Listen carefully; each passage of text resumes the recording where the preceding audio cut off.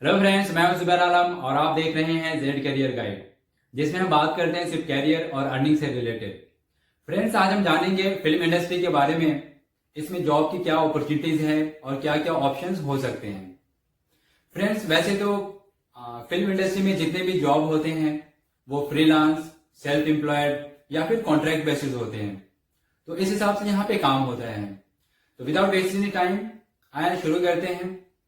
सबसे पहले लेते हैं प्रोड्यूसर को। प्रोड्यूसर का जॉब स्टार्ट टू एंड तक का होता है। फिल्म को बनवाने तक, उसको रिलीज करने तक, ये सारी जिम्मेदारी प्रोड्यूसर की होती है। एक प्रोड्यूसर फाइनेंसर भी हो सकता है, बट ये दोनों डिफरेंट फील्ड है। फाइनेंसर का काम होता है सिर्फ फाइनेंस करने का। प्रोड्यूसर फिल्म को स्क्रिप्ट से लेकर के रिलीज होने तक की जो जिम्मेदारी है वो प्रोड्यूसर की होती है। इवन डायरेक्टर को भी ये हायर करते हैं। तो चलिए हम बात कर लेते हैं डायरेक्टर की। डायरेक्टर एक कैप्टन के जैसा होता है। सारे प्रोडक्शन यूनिट और जितने भी एक्टिविटीज होते हैं ये सारे डायरेक्टर के ऊपर डिपेंड करते हैं। इसको टेक्निकल नॉलेज का डेप्थ नॉलेज और अकॉर्डिंग टू रोल ये सारी जानकारी इनको होना बहुत जरूरी है। इसके लिए फॉर्मल एजुकेशन की भी जरूरत पड़ती है। आप BFA या फिर MFA से फिल्म मेकिंग का कोर्स कर सकते हैं। अगर आपने इंटर्नशिप लिया हो तो ये आपके लिए काफी अच्छा होता है, ताकि आपको काम करने के टाइम पे जो बारीकियां हैं वो आपको समझ में आती है, तो आप अच्छा कर सकते हैं यहाँ पे।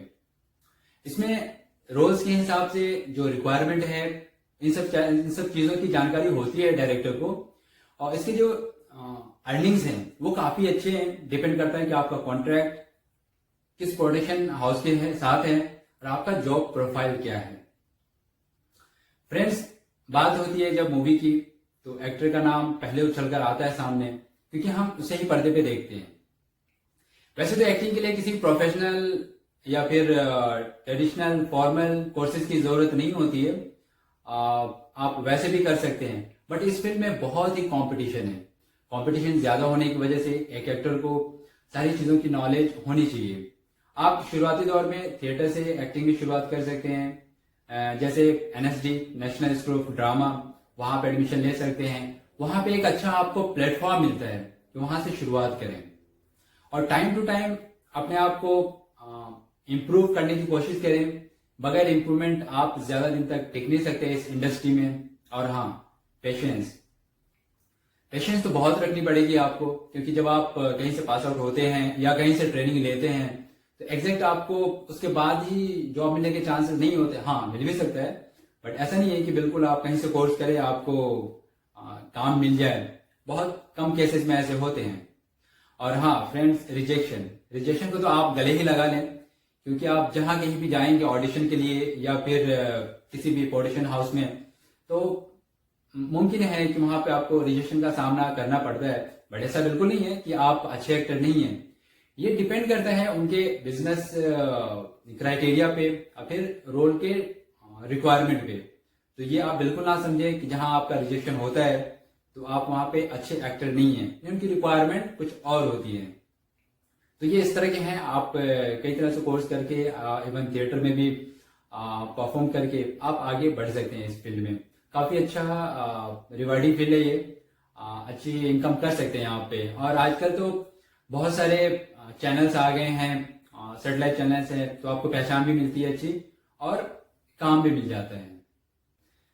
इसके बाद बात कर लेते हैं सिनेमेटोग्राफर की। जी हाँ, पिक्चर की जो जितने भी पिक्चराइजेशन की जो जिम्मेदारी होती है, रिस्पॉन्सिबिलिटी होती है, वो सिनेमेटोग्राफर के ऊपर ही होती है। इसके लिए फॉर्मल एजुकेशन का होना बहुत जरूरी है और इंटर्नशिप भी आपको लेना पड़ता है, ताकि आपको सारी बारीकियों का नॉलेज हो जाए।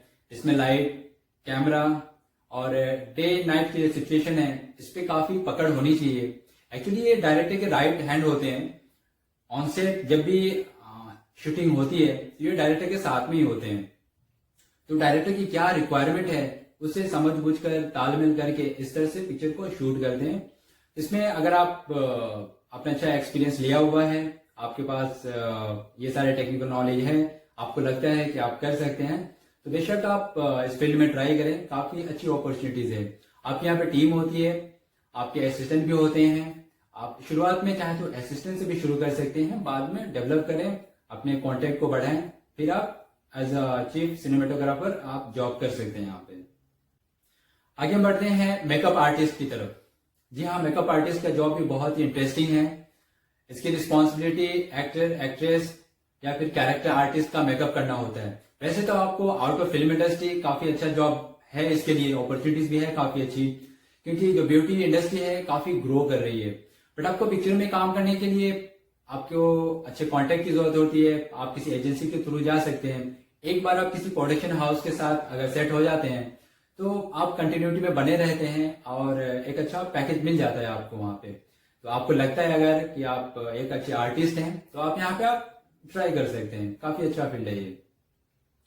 नेक्स्ट बात कर लेते हैं कॉस्ट्यूम डिजाइनर की।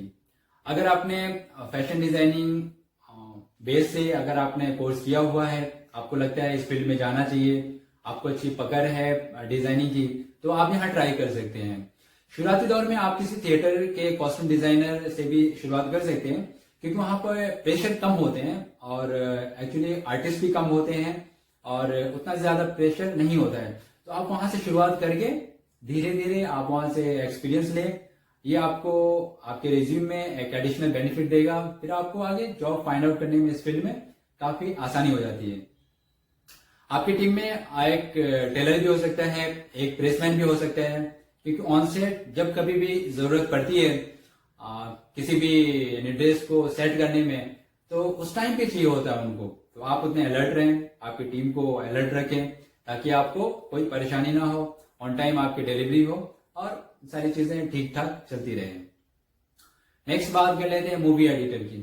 फ्रेंड्स, मूवी एडिटर का जॉब बहुत ही रिवार्डिंग है। आफ्टर शूटिंग जो सारी रिस्पॉन्सिबिलिटी, सारे जो कटिंग वगैरह करनी होती है, एडिटिंग करनी होती है, वो मूवी एडिटर की जिम्मेदारी होती है। ये डायरेक्टर के साथ में काम करता है। कौन से सीन को रखना है, किस फिल्म को किस सीन को कट करना है, ये सारी रिस्पॉन्सिबिलिटी मूवी एडिटर की होती है। बट इसके लिए आपको अच्छे सॉफ्टवेयर की नॉलेज, कंप्यूटर की नॉलेज होना बहुत जरूरी है और कुछ इफेक्ट की भी जानकारी आपको जरूरी है। अगर आपने एक बार इस फील्ड में पकड़ बना ली है तो आपको जॉब हमेशा मिलते रहता है और ये कॉन्ट्रैक्ट बेसिस होता है या फिर आप फ्रीलांस कर सकते हैं। तो काफी अच्छी अपॉर्चुनिटीज है इसमें, आप यहाँ ट्राई कर सकते हैं एज अ मूवी एडिटर। अब हम बात कर लेते हैं म्यूजिक डायरेक्टर। जी हाँ, सारे जो कंपोज करने की जिम्मेदारी होती है म्यूजिक की, वो एक म्यूजिक डायरेक्टर की होती है। एक्चुअली इंडिपेंडेंट काम करते हैं, बट एट लास्ट उनका कोऑर्डिनेशन होता है डायरेक्टर का, उनके मूड और जो रिक्वायरमेंट है उसको पूरा करना होता है। इसके बेसिस पे ही वो काम करते हैं। बगैर म्यूजिक तो मूवी बड़ी सादी सादी से लगती है, तो म्यूजिक की जरूरत पड़ती है। तो ये फील्ड काफी अच्छा है और आपको पता ही होगा म्यूजिशियन का जो क्रेज है वो तो बना रहता है हमेशा इंडस्ट्री पे। चलें उसके बाद बात कर लेते हैं हम राइटर की। जी हाँ फ्रेंड्स, अगर आपको लगता है कि आप अच्छी राइटिंग कर सकते हैं, आप ऑन ओकेजन कुछ अच्छे स्क्रिप्ट लिख के दे सकते हैं, तो ये आपके लिए काफी अच्छा फील्ड है। ज्यादा भागदौड़ की है नहीं।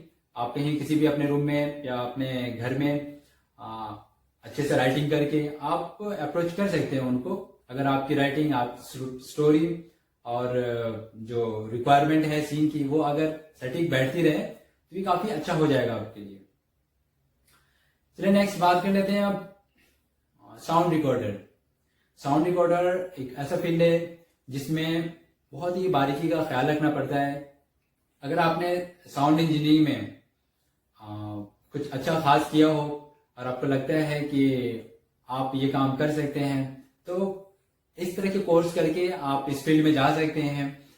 ये फील्ड भी काफी अच्छा है और जॉब तो इसमें बनी रहती है हमेशा। अब बात कर लेते हैं कोरियोग्राफर की। जी हाँ, अगर डांस में आपका इंटरेस्ट है, आपको लगता है कि डांस की टीचिंग आप कर सकते हैं, डायरेक्शन दे सकते हैं, तो बहुत ही अच्छा फील्ड है ये। और नए नए अपॉर्चुनिटीज इसमें आते रहते हैं कि नए नए स्टेप, नए नए जो स्टाइल्स है वो मार्केट में आते रहते हैं।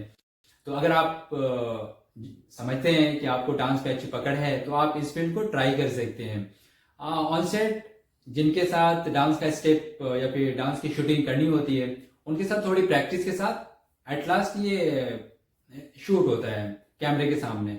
तो आपको लगता है कि आप इस तरह की जॉब कर सकते हैं, तो ये आपके लिए काफी अच्छा है और जॉब की अपॉर्चुनिटीज में बहुत ज्यादा है। बट ये कॉन्ट्रैक्ट बेसिस होता है और फ्रीलांस होता है, तो इसका आप ख्याल रखें। नेक्स्ट बात कर लेते हैं फाइट मास्टर। जी हाँ, अगर मूवी एक्शन हो और फाइट का सीन हो तो ये कंपलसरी है मूवी में कि एक फाइट मास्टर का on the occasion on set होना बहुत ज़रूरी है।